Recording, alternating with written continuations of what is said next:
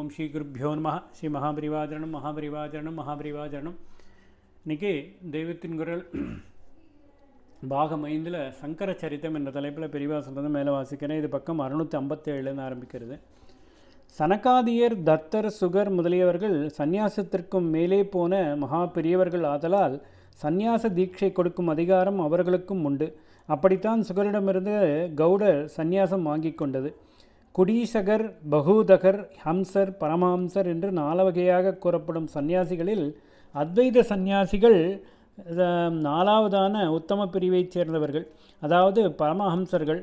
ஓரிடத்திலேயும் ஸ்திரவாசம் செய்யாமல் சஞ்சரித்து கொண்டே இருப்பதால் அவர்களை பரமஹம்ச பரிவிராஜகர்கள் என்று சொல்வது வழக்கம். ஆச்சாரியாரை கூட அப்படித்தான் சொல்வது. அவருடைய மடங்களில் வருகிற சுவாமிகளையும் தான்.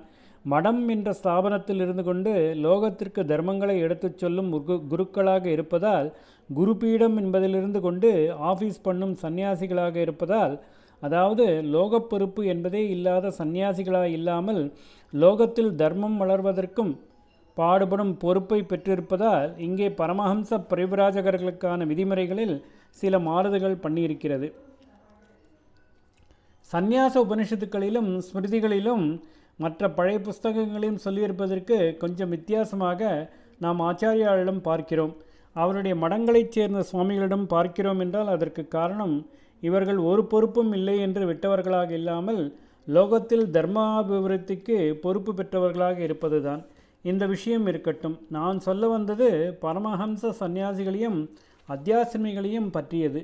சந்நியாசத்தையும் கடந்தவரே அத்தியாசிரமி என்றாலும் பழைய சாஸ்திரங்கள் சிலதில் பரமஹம்சர்களே நாம் அத்தியாசிரமி என்று சொல்கிறவரை போலத்தான் வர்ணித்திருக்கிறது.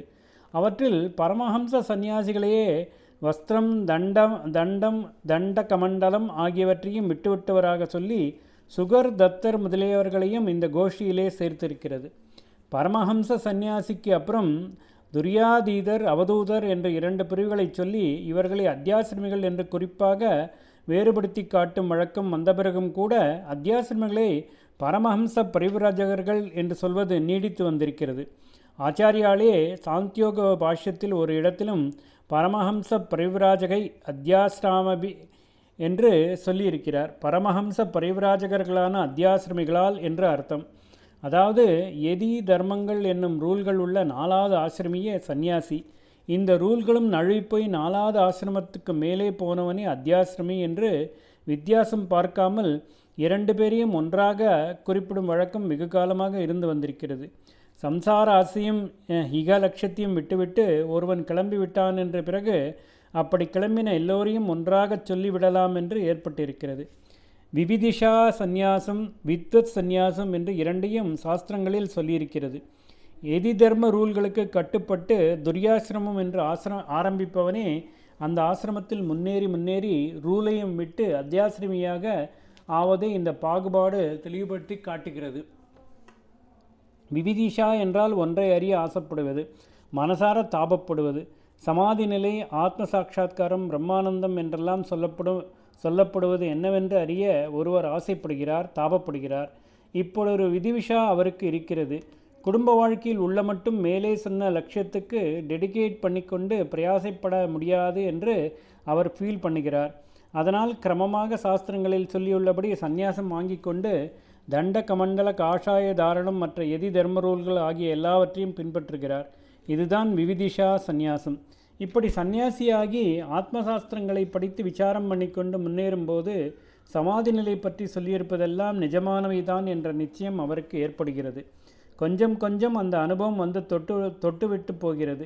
தொடும், ஆனால் போயும் விடும். கரையோரத்தில் சமுத்திர அலை கொஞ்சம் காலை தொட்டு விட்டு போய்விடுகிற மாதிரி தான். சமுத்திரத்தில் அப்படி முழுகி நனையவில்லை. கேள்வி அறிவில் பிறந்த ஆசையானது இப்படி கொஞ்சமாவது அனுபவ அறிவாக ஆகும்போது விவிதிஷா போய் வித்வத் உண்டாகிறது. ருசி கண்டு விட்டால் அப்படியே அந்த ரசத்திலேயே முழுகி போய்விட வேண்டுமென்று அவருக்கு தோன்றுகிறது.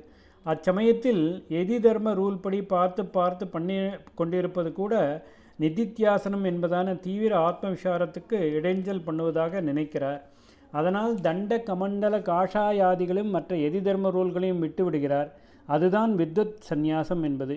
சாட்சாத்காரம் என்னவென்று அறியாத நிலையில் அறிய ஆசைப்பட்டு மேற்கொள்வது. விவிதிஷா சந்நியாசம் அதன் டேஸ்ட்டை கொஞ்சம் அறிய ஆரம்பித்த பின் பூர்ணமாக அறிந்து அதே சாஸ்வதமாக்கிக் கொள்வதற்காக ரூல்களை கொண்ட சந்நியாசத்தையும் விட்டுவிட்டு அத்தியாசிரமத்துக்கு போவது வித்வத் சந்நியாசம். சந்நியாசத்துக்கு சந்நியாசம் என்று வேடிக்கையாக சொல்வதுண்டு. பக்குவமாகாத ஒருத்தன் ஏதோ கொஞ்சம் விரக்தி மாதிரி தோன்றியதில் வீட்டை விட்டு புறப்படுகிறான். விட்டு விடுவதுதான் சந்நியாசம். அப்படி சந்நியாசி ஆகிவிடுகிறான். அப்புறம் விரக்தி போன இடம் தெரியவில்லை. பழைய ஆசைகளெல்லாம் திரும்புகின்றன. போதும் சந்நியாசம் என்று சந்நியாசத்தை விட்டுவிட்டு அகத்துக்கே திரும்புகிறான். இதுதான் சந்நியாசத்துக்கு சந்நியாசம். ஓம் ஸ்ரீ குருப்யோ நமः. ஸ்ரீ மகாபரிவாச்சரணம் மகாபரிவாச்சரணம் மகாபரிவாச்சரணம்.